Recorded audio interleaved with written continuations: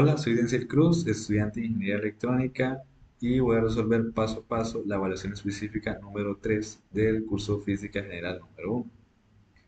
Entonces, el objetivo de este ejercicio es analizar las fuerzas que tengo sobre cada uno de los bloques y la polea, resolver para las tensiones de cada extremo de la polea, determinar la aceleración angular que las tensiones generan sobre la polea, la magnitud de la fuerza F que hace que el sistema se mueva y el coeficiente de fricción mínimo para que el bloque A y B se mantenga como uno solo.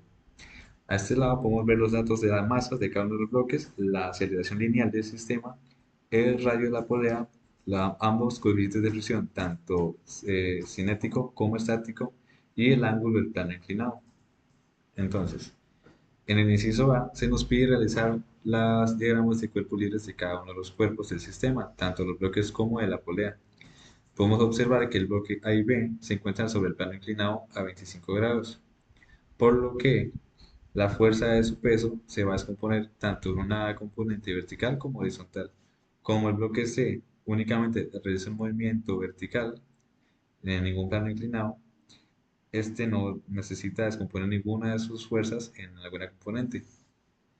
Podemos ver en el cuerpo diagrama de la polea que esta tiene dos tensiones y además que tiene peso, por lo que hay que considerar su momento de inercia. Y además, como la polea experimenta un par de tensiones, esto hace que tenga aceleración angular. Además, tenemos el diagrama de cuerpos libres del sistema A y B, ambos cuerpos juntos.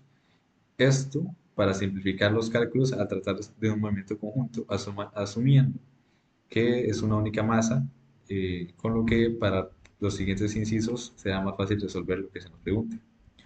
Entonces, continuando con el ejercicio, para el inciso B se nos pide calcular las magnitudes de la tensión en ambos extremos de la polea. Sabemos que la cuerda transmite tensiones diferentes porque la polea tiene una masa, por lo tanto tiene que haber un par resultante que genere aceleración angular en la polea.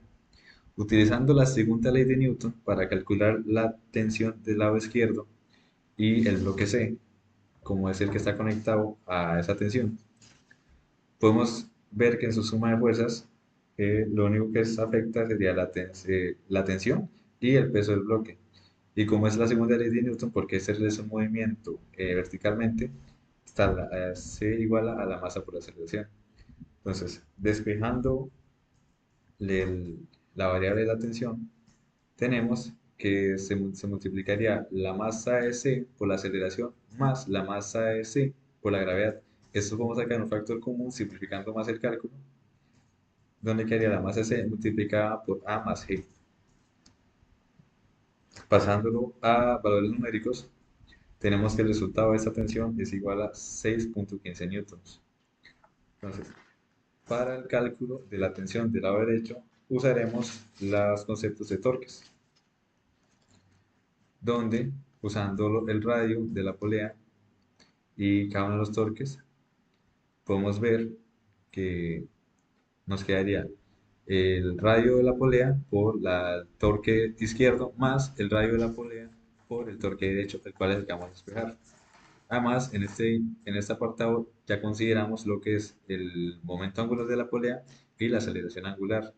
Como no tenemos un valor específico de aceleración angular, lo que vamos a usar es su equivalente, no, la relación que hay con aceleración lineal, que sería aceleración lineal entre el radio. Por lo cual ya en el segundo paso de la ecuación, esto lo cambiamos aquí. En este paso, para simplificar los cálculos más, podemos cancelar el radio que está dividiendo la aceleración por uno de los radios del momento de inercia. Aquí nos va a quedar un único radio, que si en otro paso que omití sacamos un factor común de radios acá, podríamos cancelarla con este, quedándonos únicamente la suma de ambas tensiones más un medio de la masa de la polea por la aceleración. Entonces, despejando la tensión derecha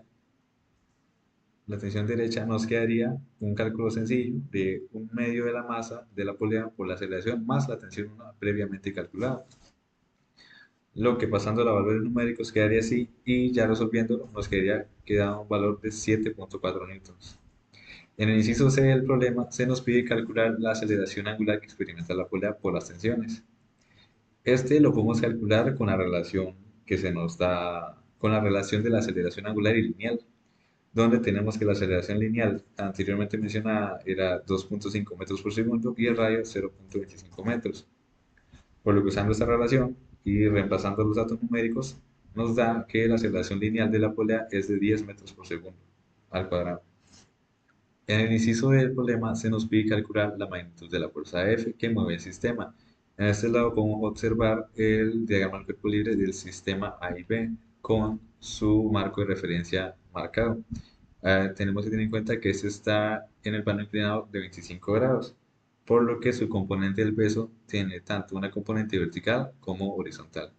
Entonces, utilizando leyes de Newton para facilitar los cálculos de la fuerza, primero vamos a calcular la sumatoria de fuerza vertical, donde vamos a encontrar el valor de la normal del sistema A y B, lo cual, como podemos ver, que únicamente interactúa la normal y la componente vertical del peso.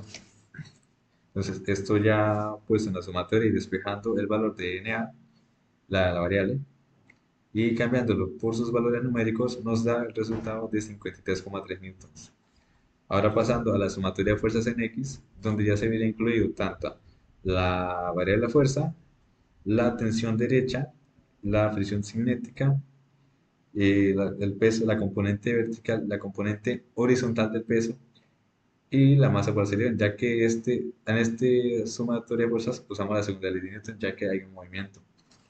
Entonces, despejando la variable de la fuerza y descomponiendo la fuerza de fricción en su coeficiente más su coeficiente por la normal, tenemos ya para reemplazar datos numéricos y obtener el valor de la fuerza, el cual sería de 55.77 newtons. Por último, se nos pide calcular el coeficiente de fricción mínimo entre el bloque A y B para que estos bloques se muevan juntos sin que B se deslice sobre A. Entonces, esto lo calculé usando leyes de Newton.